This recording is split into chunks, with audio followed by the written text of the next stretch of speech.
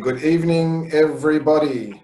I'd like to introduce myself. My name is Lenny Small, Vice President of Marketing at Biogal Gilead Labs, and I'm welcoming you to this what will prove to be a fascinating lecture, webinar, and Q&A section regarding canine leishmaniosis.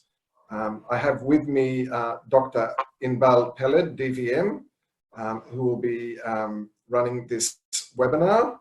And I also wanted to have an opportunity to tell you that Inbal will be running this presentation for about 40 minutes.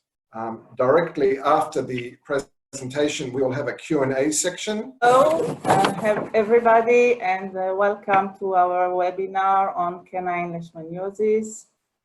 Thank you for being here, and thank you, Lenny, for your introduction. So, as you all know, canine and feline leishmaniosis are increasingly reported worldwide, and they represent a threat to both animal and human health. The focus of the presentation today is canine leishmaniosis and its clinical diagnosis, which presents some challenges that I would like to share with you. Before talking about canine leishmaniosis, we should keep in mind that it is a zoonotic disease and that the dogs serve as a reservoir of the parasite. And leishmaniosis is endemic in 88 countries on 5 continents in Africa, Asia, Europe, North America, and South America. 12 million of people are affected by leishmaniosis. Around between 50 to 90,000 new cases of visceral leishmaniosis occur worldwide annually, and around a million of new cases of cutaneous leishmaniosis occur worldwide annually. In human leishmaniosis, the people that are affected are mostly poor people. It is associated with malnutrition, with population displacement, poor housing, a weak immune system, and environmental changes such as deforestation, building of dams, irrigation scheme, and urbanization. What we see in human leishmaniosis, there are 3 types of disease. The most serious form is the visceral form. As you can see, it is a serious disease with weight loss, an enlarged spleen and liver, and anemia. The most common form is the cutaneous form, and you can see those lesions on the skin. It looks like ulcers on exposed part of the body, and many times it leaves lifelong scars. The mucocutaneous form is another form of the disease, and it is so serious that I prefer not to show you pictures of it. Well, we will now move to talk about canine leishmaniosis, and especially about the species Leishmania infantum. We will talk about the general aspects of the disease, the clinical signs, the diagnostic options, the options that we have to test in clinic, and also about the disease staging and prognosis. In general, Leishmania infantum, it's an intracellular protozoan parasite, and it is transmitted to dogs and humans via a female sandfly bite.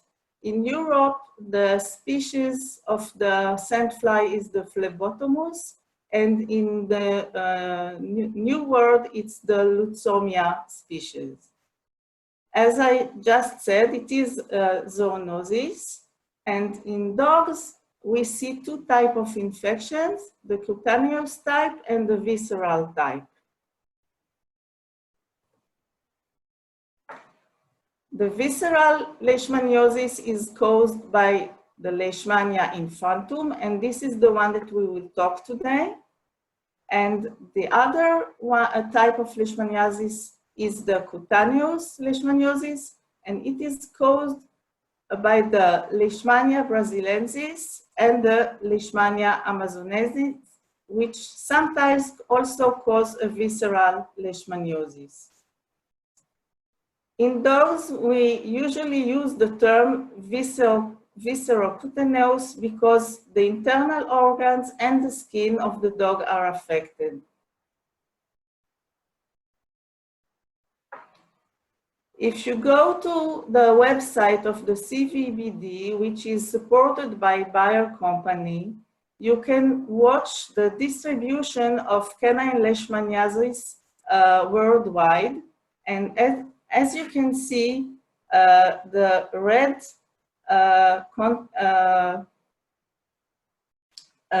parts are those countries that are mostly infected by the leishmaniasis, especially in South America, also in Middle America, in the Middle East region, and also in Italy, Spain, France, Greece, Cyprus, and more.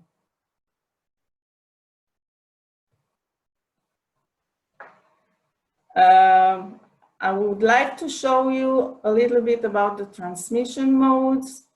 As I said, it is a sandfly transmission, and you can either look at this side of the screen or the other side of the screen. I think that this one is much simple to understand the transmission.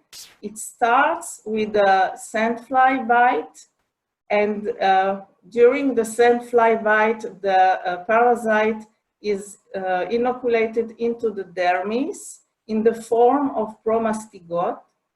Those promastigote enter the macrophage, and they start to replicate, and they become amastigote, and from now they move on to the lymph nodes, to the spleen, to the bone marrow, and to the whole body.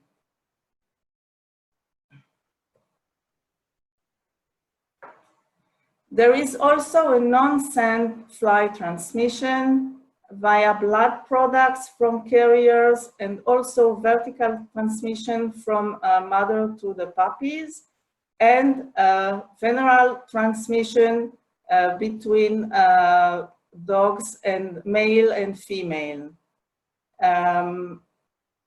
There is also a suspected mode of transmission that it's not yet proven through bite wounds, and maybe via other arthropods other than the sandflies, such as ticks and fleas. The incubation period of the disease is between 3 months to 7 years, which is a very long time, and it takes sometimes a lot of time until we see signs of the disease and until we suspect the disease. We see higher incidence at the age of at least 2 years, not before, and in dogs that are exposed for a long time to the outdoors. Also in dogs population that are not using topical insecticides, those dogs that have a short hair coat, and there is also a predisposition in some breeds like Rottweilers, German Shepherd, and Boxers. After the infection with the Leishmania infantum, there are 3 different scenarios. Most of the dog will go to a chronic subclinical stage and they won't show any sign of the disease. And it is between 40 to 80% of the dogs that won't show signs of the disease. Other will heal from the infection and will not develop a disease. And others will develop a fatal disease and might die from it. There are many factors that are influencing the infection outcome. Some of them are related to the parasite, like the strain of the parasite, its virulence or the parasitic load. Some of the factors are related to the host, such as the immune status, genetics, specific breeds that are more sensitive to the disease, to the parasite, the nutritional state of the dog, other co-infections, and other non-infectious debilitating disease. Other factors that might influence the infection outcome are stress and immunosuppressive treatments.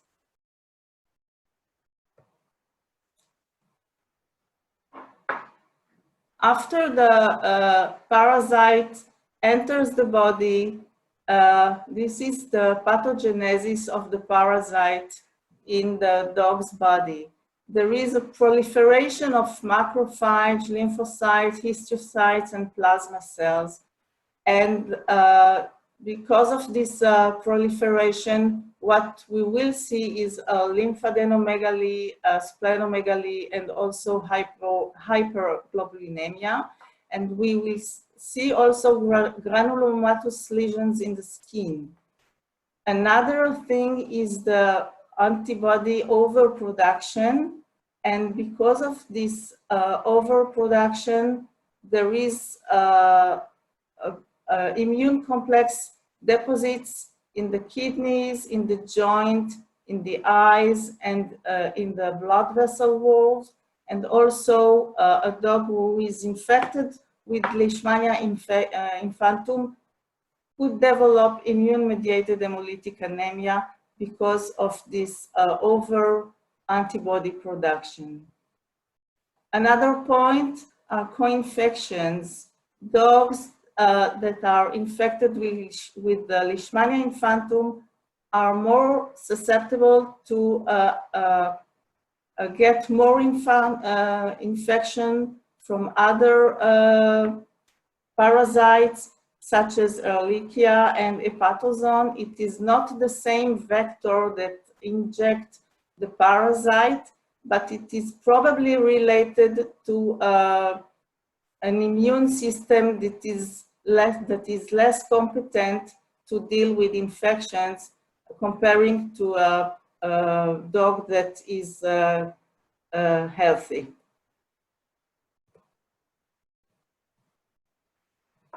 When we want to diagnose canine leishmaniosis, as with all disease, these are the steps that we should follow. The first step is to take a complete history, such as a dog living in an endemic area or moving from an endemic area. Also, we should look at the clinical findings and at the laboratory findings. There are several purposes for diagnosing Leishmania infantum infection. The first one is the disease confirmation. When we see a dog and the signs are compatible with leishmaniosis, we would like to move on and have a definitive diagnosis of the disease. It is also important to diagnose imported dogs from endemic areas and blood donors, and also breeding dogs, because of the possibility of vertical transmissions to puppies or the presence of the parasite in the semen.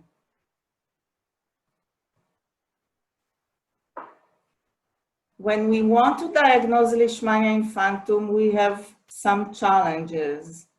The first is that almost 50% of the affected dogs do not exhibit any clinical signs, and we don't suspect they are infected. When they do show clinical signs, the signs are very variable and not specific, and we are not sure if we are dealing with leishmaniosis or another disease. Any organ can be involved, and also the laboratory findings are not specific. We have thrombocytopenia, anemia, renal disease, and it is very confusing. When we use other methods for diagnosis, each one of them has its limitations. So let's see. Inbal, just for 1 second, if you don't mind me to interrupt you. Dear participants, feel free to ask questions. Just a quick reminder, feel free to ask questions via our Q&A section and also via our webinar chat section, preferably by the Q&A section. Apologies for the interruption. I know it gave you a chance to have a glass of water, so it wasn't too bad. Thank you, and I will sign off. Okay.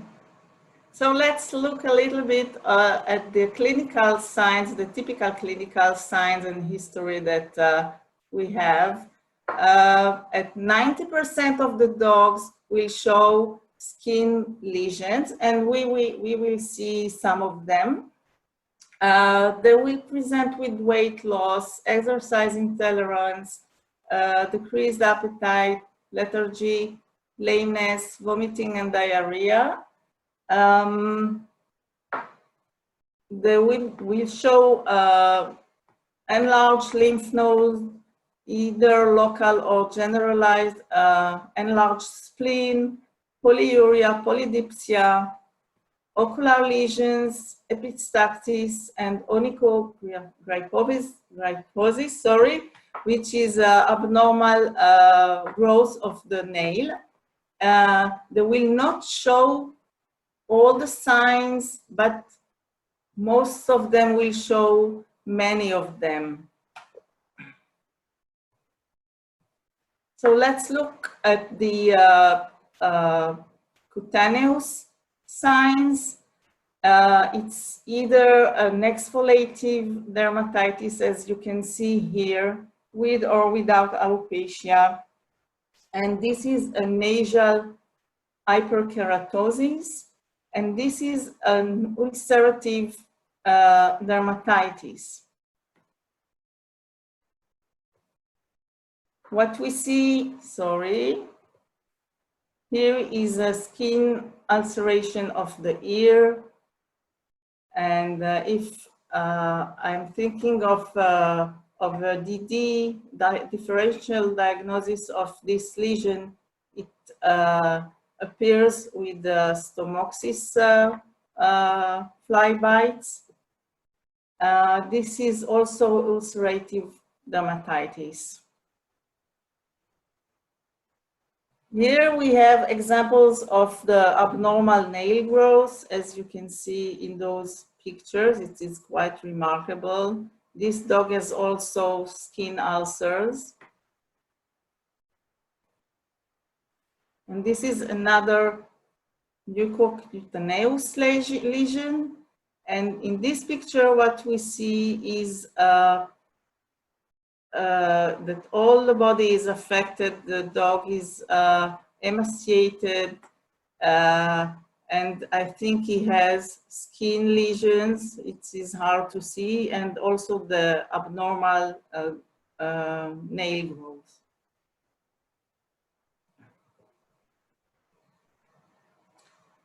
In general, when we have cutaneous signs, there is already a visceral involvement with the cutaneous signs.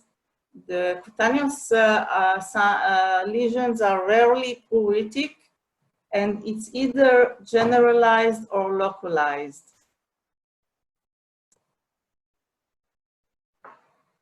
This is an example of ocular signs related to Leishmania infantum, anterior uveitis that you can see in this picture, keratoconjunctivitis and blepharitis, as you can see in this picture. Here also we have blepharitis.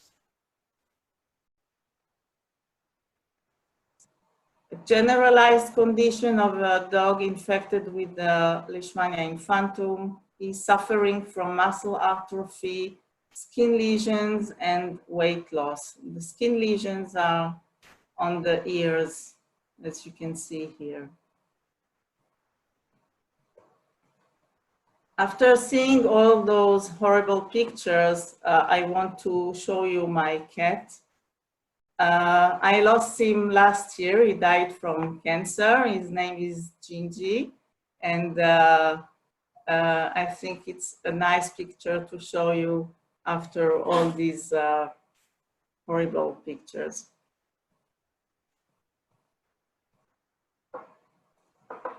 Looking at the laboratory abnormalities of the disease, in the CBC, usually there is anemia, which is mild to moderate and non-regenerative, as in chronic disease, and thrombocytopenia.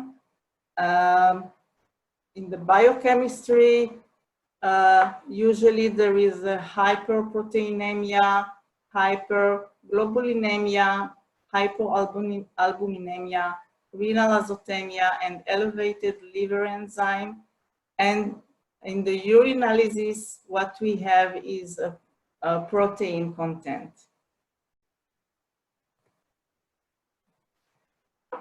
So after having performed the CBC and the biochemistry, we should move to more specific tests. We have three diagnostic methods that we can use.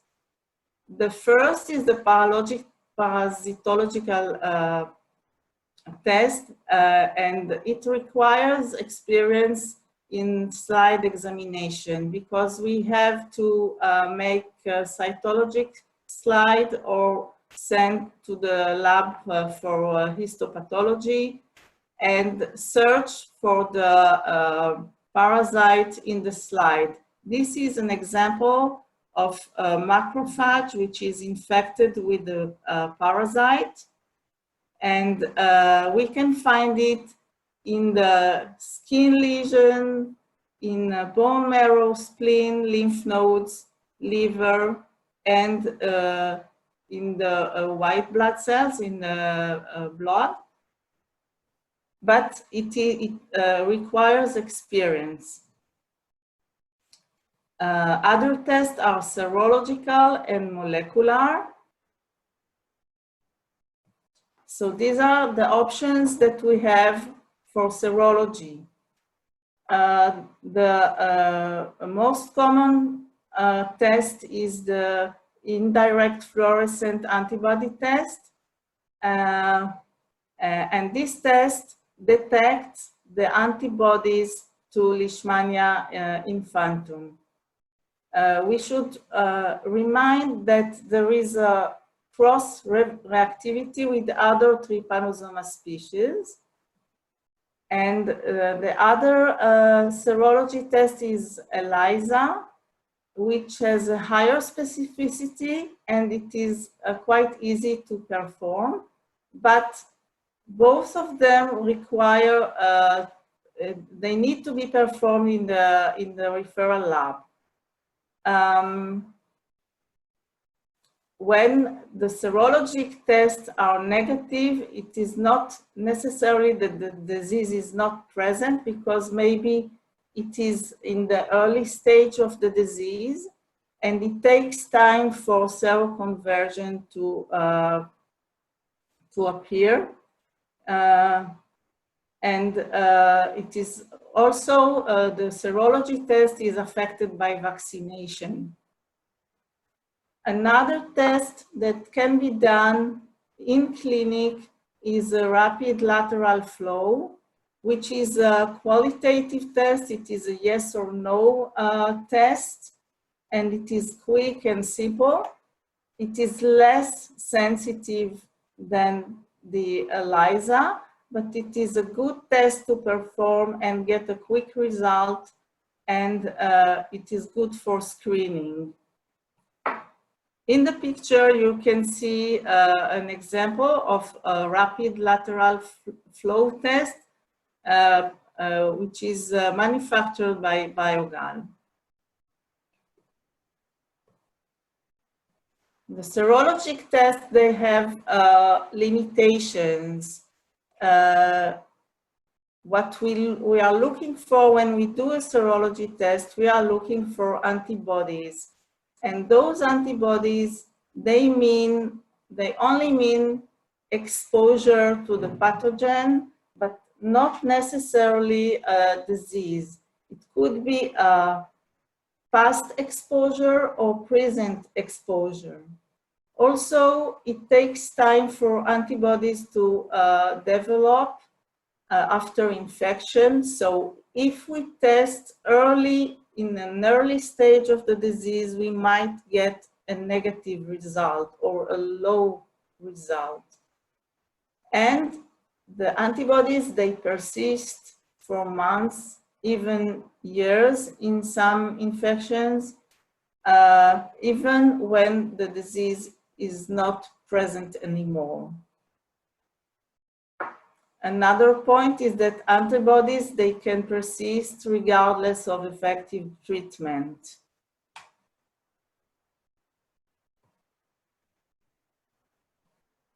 So another effective, efficient test is a molecular test, and it is the PCR, the polymerase chain reaction. This test detects and amplifies a specific sequence of the pathogen DNA.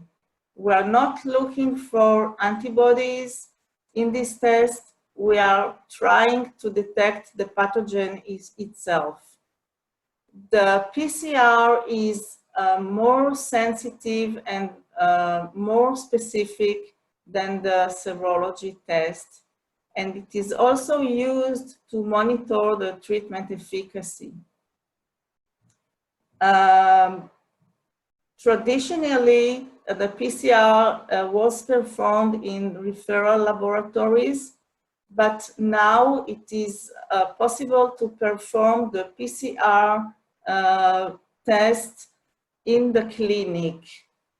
And it is a point of care test.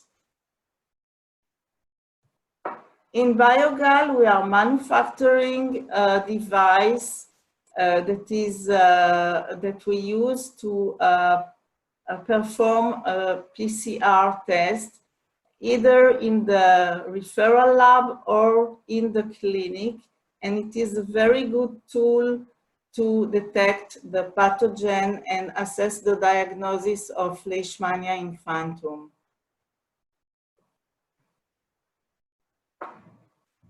If we want to use the PCR test, either in the clinic or in a referral lab, we need to decide what are the samples that we would like to test. And the preferred sample are bone marrow, lymph nodes, the lesions in the skin that we need to scrape, and conjunctival swabs. If we try to sample blood or buffy coat or urine, there are less sensitive samples. The most sensitive technique in PCR is called the real-time PCR, but it is not a tests that we can perform in the clinic. The test that can be performed in the clinic is the PC run method. And another important point is that the results of the test, when we use the PCR technique, they are not affected by vaccinations because the DNA of the pathogen is not present in the vaccine.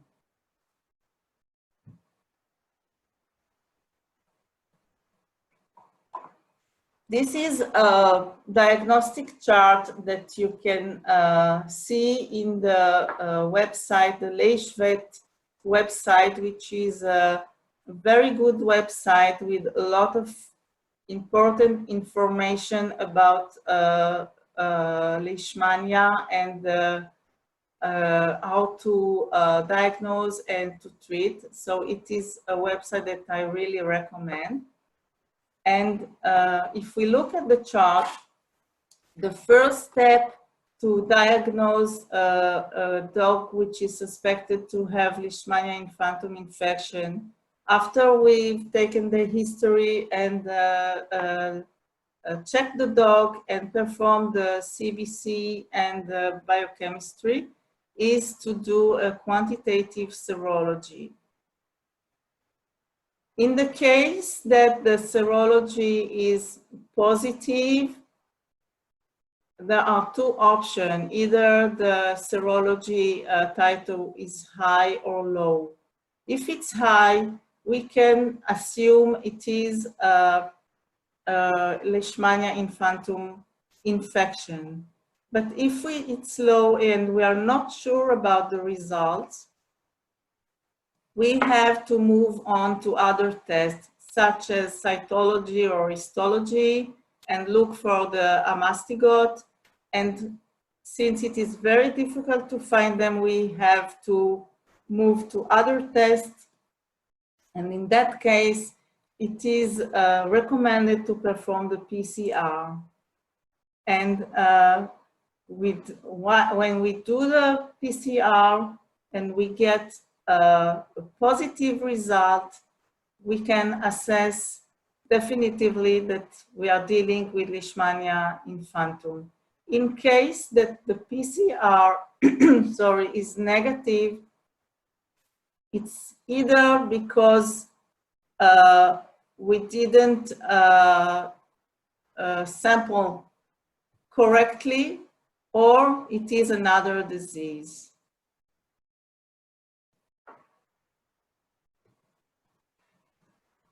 This is a table with a lot of information in it, and I will try to make it simple. When we have a definitive diagnosis of Leishmania infantum and we know that we want to try to treat the dog, it is important to do a disease staging.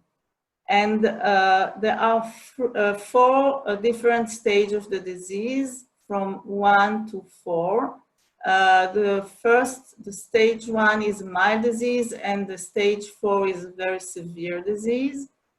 And at all stages, the PCR is positive, but the clinical signs and the laboratory tests are different.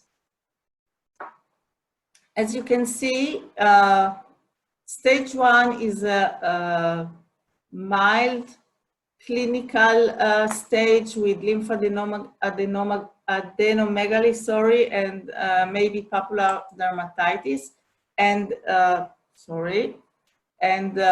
laboratory findings at stage 1 are usually normal.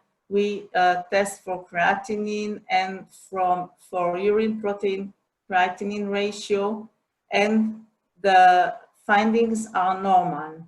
But if we look at stage 2, we are in this stage, there are more severe signs of the disease. Clinically, we have cutaneous lesions and we have anorexia and other signs. And also the laboratory findings starts to rise, the UPC is not normal anymore. In all stages from 2 to 4, there is a mild non-regenerative anemia, high globulin level, low albumin levels, and because of the high globulin levels, we have also serum hyperviscosity syndrome. At stage 2 and stage 3, we have more serious signs because of immune complex related lesions, such as vasculitis, arthritis, uveitis, and glomerulonephritis. And in stage 3, the creatinine is either normal or it starts to rise, and also the UPC is starts to rise. And in the severe stage, stage 4, the clinical signs are much more severe, and also the dog is in stage 3 or 4 of kidney disease with high creatinine levels and also a nephrotic syndrome. According to the stage of the disease, we can assess the prognosis, and it is important to communicate the prognosis to the owner, because they should decide if they want to treat, or maybe if it is a severe stage, they might want not to treat the dog and prefer to euthanize him.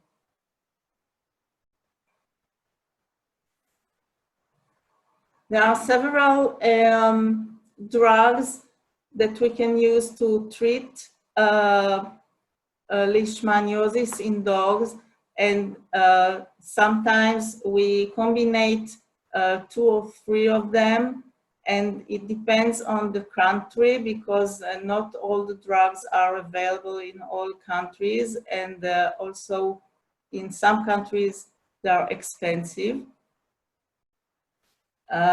It is very important with canine leishmaniosis to prevent the disease, and we can do it with a vector control by using parasiticides, and in some countries vaccines are already introduced.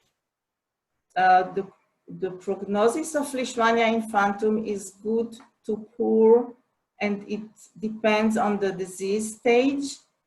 It is important to remember that the treatment is rarely curative, and the dog will remain infected for life. But if we don't treat, they will die within 2 to 3 years from the onset of clinical signs, and usually they die from kidney disease.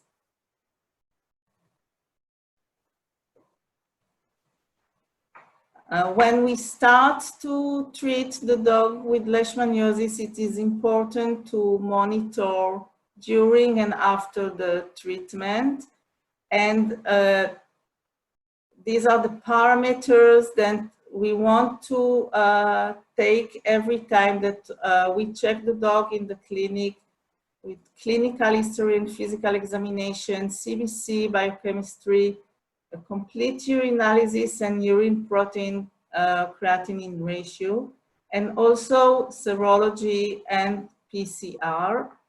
And the frequency depends on the stage of the disease, and you can see it here in the table.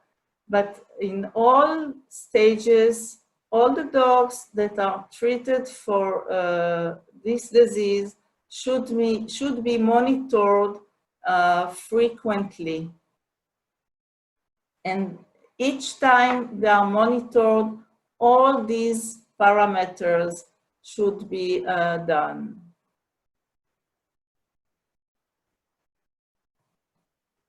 I would like that you take with you some message from this presentation regarding diagnosis of Leishmania infantum. The first message is that serology alone will not provide a definitive diagnosis. The second message is that for a full comprehensive diagnosis and monitoring, you need a physical examination, a CBC, biochemistry, urinalysis, and of course, serology and PCR. And as I said before, the first choice samples for PCR are first bone marrow and lymph nodes, then the skin, the conjunctiva, the buffy coat, and peripheral blood. In this order, the best samples would be bone marrow and lymph nodes.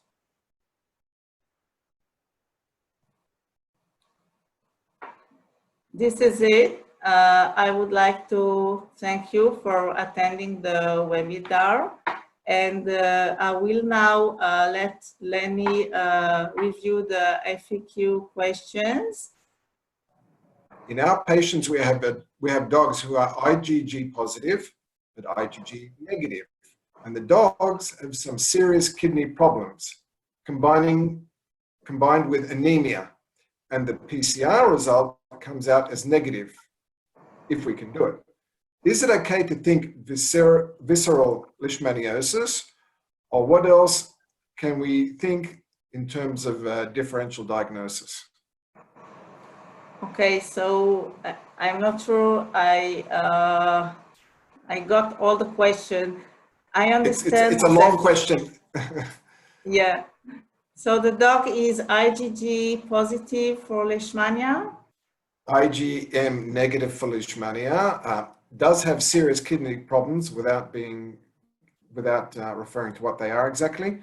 Anemia, the PCR is negative. PCR is negative, but what about the IgG?